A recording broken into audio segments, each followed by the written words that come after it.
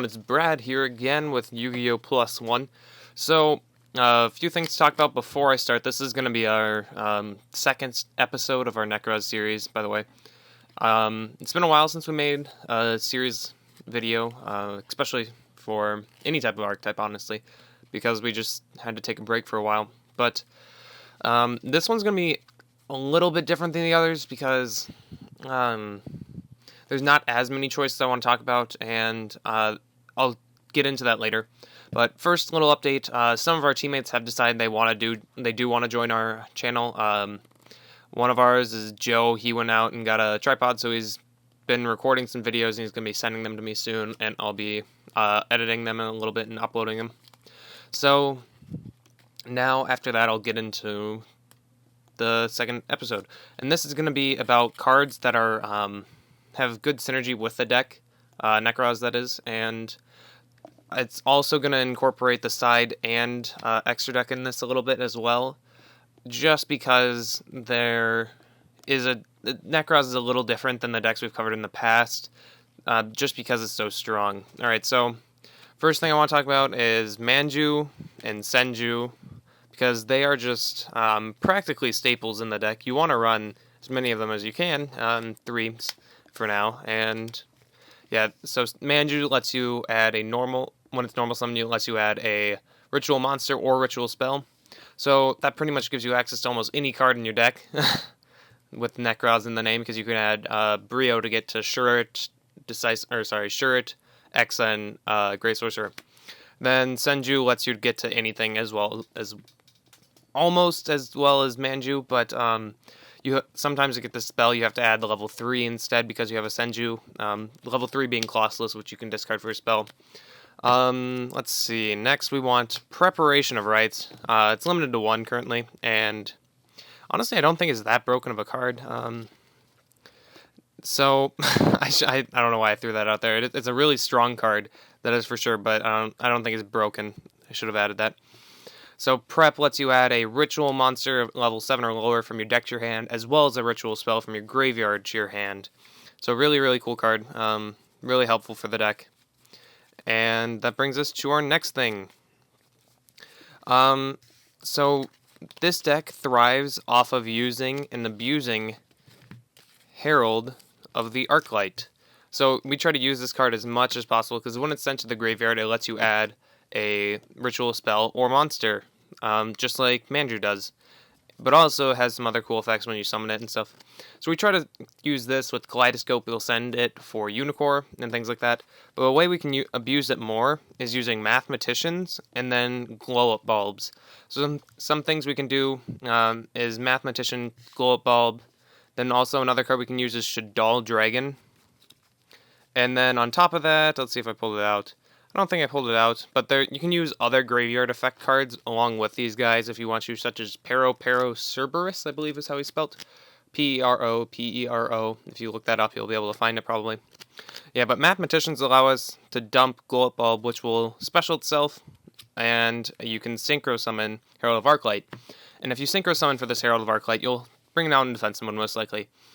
And it's going to either force your opponent to, if they're playing Nekroz, it's going to force them to waste their battle phase and not use an effect before they use their battle phase, or go -1 to get rid of it. And either way they do that, it's really bad for them, because in the Nekroz mirror match, it's pretty much all about who can preserve their resources the best. And this lets you get a resource to your hand, as well as slow down your opponent or use up their resources. So Shaddoll Dragon is another really good card. I just want to talk about its own. Shaddoll Dragon can be used with the Mirror Cycle, anything like that, just to bring out the stuff and then pop a spell or trap. And it's also good at getting rid of Floodgates when comboed with the Mathematician. And another way I've gone with it is doing Armageddon Knight. So Armageddon Knight is a Rota target, so it opens up options to get to it faster than Mathematician does. Reinforcement of the Army is usually used in this deck around 2 copies, maybe 3 copies if you're running Armageddon Knight. But very strong card in the deck, and I definitely suggest you should run it. So, a little thing I should add about this, with the Shaddoll Dragon Armageddon Knight idea, is Nekroz are, I would say, almost indisputably the best deck and most powerful deck currently. and they have been for a while, and I would say it's a pretty solid almost fact, even though it is definitely an opinion. But the deck is so strong, other decks need to main deck outs to beat it. It's that's just pretty much a fact right now. So you need to play in your main deck cards to out cards that hurt you, such as Mistake. You get hurt by Vanity's Fiend. You get hurt by Majesty's Fiend, Spell Canceller, things like this. So we need cards in our deck to out those. So that's one reason why there are so many tech choices for this deck. I'm just holding a ton right now. But I'm going to go through some of the ways I feel like we can best make the deck work well underneath those floodgates or get rid of them. So the next thing I'm going to talk about are the Performages. So these Performages, I've been messing around with the ratios, but I think right now the best ratio that I've found is 3 Damage Juggler, 2 Hat Tricker, and 1 Trick Clown. Just because we want to have as many damage jugglers as we can, because it protects us, obviously, because we like clearing our board so we can search for ritual spells. And we use Valkyrius' effect to do that, tributing monsters off our field to draw cards. And so damage juggler is going to be a really good way that we can keep ourselves alive, and also it doesn't go minus when you use it, so really, really good card. Hat Tricker. This is going to be a card that lets us get out to anti-spell, any spell or trap floodgate besides Vanity's Emptiness. So we had normal, level 4, being it Clown or Manju or Senju. You can special this from your hand usually then if they have a monster. And then you'll be able to overlay for Diamond Direwolf, Castell, any of your rank 4 toolbox options just to get out to that spell or trap. Next we have Trick Clown. So Trick Clown is really actually one of the stronger ones this deck, I'd argue, because you can search for this off of the Damage Juggler by banishing the Damage Juggler from your graveyard. So you add this, then you activate a cycle, and then you can tribute the Trick Clown to special Unicorn from your graveyard, and then you bring the Trick Clown back. So that was an even for a really, really strong board now. Actually, excuse me, if you are considering using the Damage Juggler effect, part of this play, not part of using his effect earlier, it would be a +1, but really, really strong play nonetheless. So those clowns are really good right now, in my opinion. They're probably one of the best ways to run the deck. But I'll keep going now. So if you're running cards that have graveyard effects to get rid of problem cards, Foolish Burial is going to be really good. And with these, I should have shown something else too. You can send like all these graveyard effect cards, such as Glow Up Bulb and Shadal Dragon and the Clowns. And now one thing I want to cover really quickly before I go on. If you run the Clowns with Glow Up Bulb, not only can you make Herald of Arclight, you can also make Naturia Beast, which is going to be insanely strong in some matchups, such as Shadal's and Nekroz. So, just another thing to keep into consideration. Let's see, what's next? We got, again, we have to have cards that remove problems, so I would consider maining Mystical Space Typhoon. In my regional top, I mained 2, and I don't think I regretted it once. I played against 3 different Nekroz players, and even against them, it wasn't dead because they had Vanity's Emptiness and cards like that. So MST is really strong cards still. I feel like it's very important in this deck because we're willing to put in dead cards like this against some decks, just because our deck's power is just above that of everybody else's. Along the same lines, Book of Moon is really good in this deck because it's versatile. We talked about that in our power versus versatility. Wow, that sounded weird. Versus versatility. So this card allows us to get through some things and lets our effects resolve sometimes. Like, Trishula is an insanely powerful effect. So if we summon a Trishula and we get a Book of Moon in hand, that almost ensures that the effect is going to resolve unless they have Divine Wrath or something of that sort. Another use with Book of Moon is we can Book of Moon a problem monster that they have to get around it, or we can Book of Moon any monster they have and use Decisive Armor's on-field effect to target a face-down set position or set card and destroy it and banish it. So really, really, really good in the deck, honestly. Reinforcement of the army. We have 2 Nekroz, level 4 lower warriors. And then we also have Armageddon Knight if you're choosing to run it. And yeah, so there's some really good uses for reinforcement of the army. And this is, I'd say a side deck choice, but it can be either way. Secret Village of the Spellcasters. A lot of the Nekroz ritual monsters, such as Unicorn and Unicorn, Valkyrius, and Gungnir, should just pull them out for you. They are all spellcasters, so you can use Secret Village and have a big monster behind it. Another thing that combos well is the clowns. Clowns work really well with Secret Village. So those are just some things I wanted to show about that. Besides that, there are some other ways that people are making Herald of Arclight. Diva, even though it's not the most reliable way, you can use Diva in Gishki Vision. So Diva is level 2 tuner, and when it's normal summon, you can bring out a level 3 or lower Sea Serpent monster from your deck. Gishki Vision is level 2 water Sea Serpent. So you bring that out and sync for Herald. Or if you draw the Gishki Vision, it can be treated as the entire tribute for a water ritual monster. So you can like cycle out a Trishula just off of Gishki Vision. Alright, so side deck. Lots of options for the side deck. I'm actually just going through mine just because I feel it's a very strong side deck. So first of all, we want options to destroy and get rid of floodgates. MST, you want to have 3 between the main deck and the side deck. Typhoon, I had 2. Really strong card against decks that can make Spell Canceller. Royal Decree is just really strong against Mistake, Anti-Spell, Vandy's Emptiness. Cards like that just hurt the deck really badly.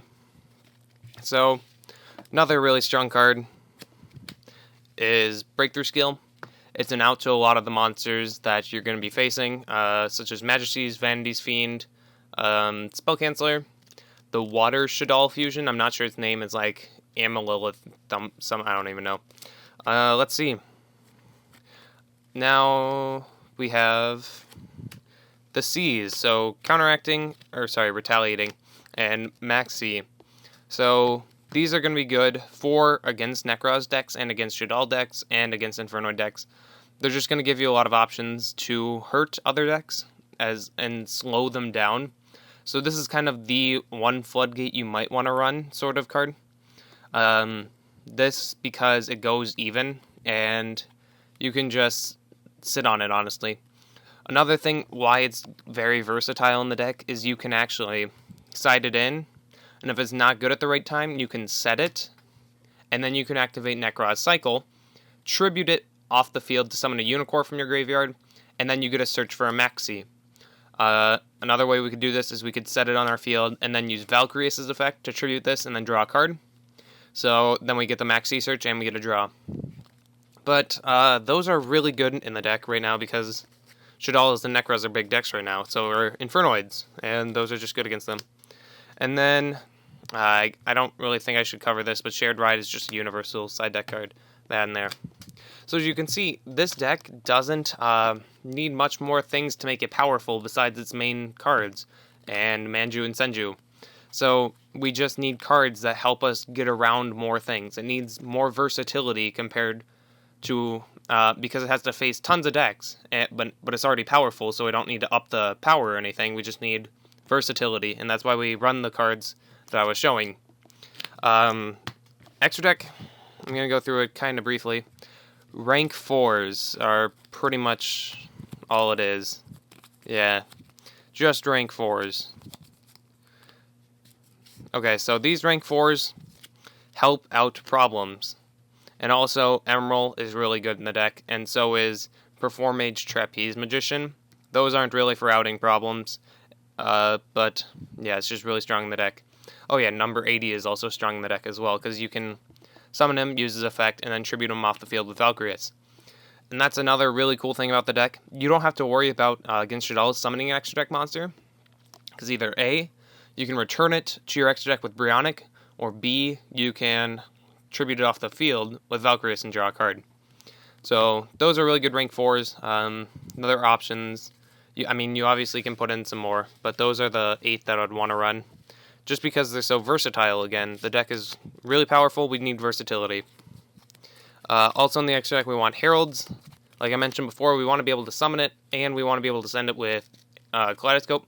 Some decks right now, like the one I took to the Fargo Regional, isn't based around summoning this. It's just about abusing it from Kaleidoscope, which is still a really good concept. I don't think one way is necessarily better than the other right now. I don't know. I've been going back and forth with playing Mathematician and Glow Up Bulb and stuff like that. But I was very happy with how I did with the Clowns and Mystical Space Typhoons over them. But yeah. And then we want a level 12 and a level 11 monster in our extra deck. They can be whichever you want. I just did 2 that I had. So these are because Kaleidoscope... I actually don't know if that's in shot, sorry. Kaleidoscope allows us to send 1 monster from the field, hand, or extra deck to make multiple monsters that add up to this level. So I can send 12 and summon 3 level 4 Nekroz Unicorns, or I can summon a Brionic and Chew level 3s, or the more common ones are 4 and 8, and 3 and 9.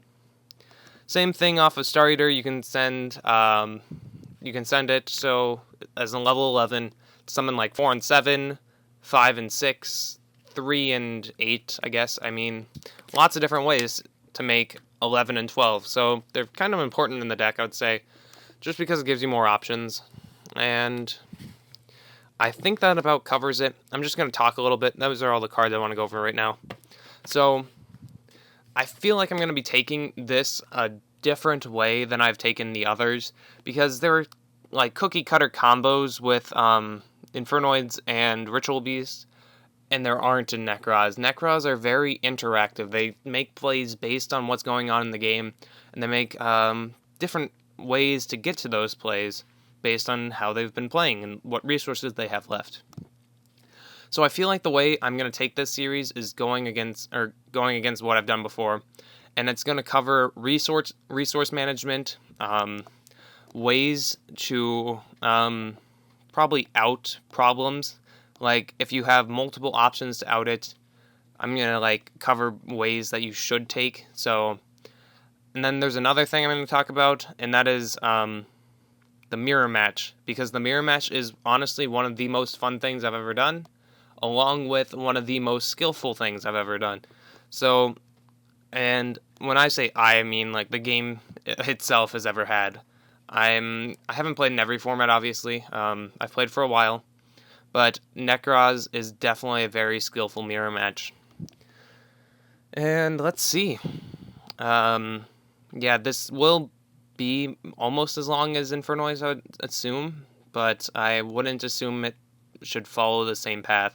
I kind of combined some of the other things just because the builds do differ a lot compared to other decks. Even Shaddollahs have been splashed into Nekroz just because they get their effects when they're tributed. And then you can make the Water Shaddall, which shuts down other Shaddall decks, and you can make Constructs, which shut down Cosmos and stuff like that. Really, all that needs to happen with this series is I have to cover resource management in depth, because that is the main thing about Nekroz. Making super powerful plays is kind of just comes as with playing the deck. You can, off of just 2 cards, you can summon a Trishula, because you can, if you have these 2 cards in your hand, you can discard them both, grab Trishula, grab Nekroz Mirror, activate the mirror, banish these 2, summon Trishula. It's not hard to make a huge, powerful play like that. It's just knowing how you can make a play like this, and then be able to make more plays like this over and over again until you're able to out-resource and out-advantage your opponent. I guess that's about all I have to cover on this. Just this episode, obviously. But I'm going to go ahead and sign out and expect more content coming from our other teammates. I know a few of them are already getting on board and making videos. And see you guys later.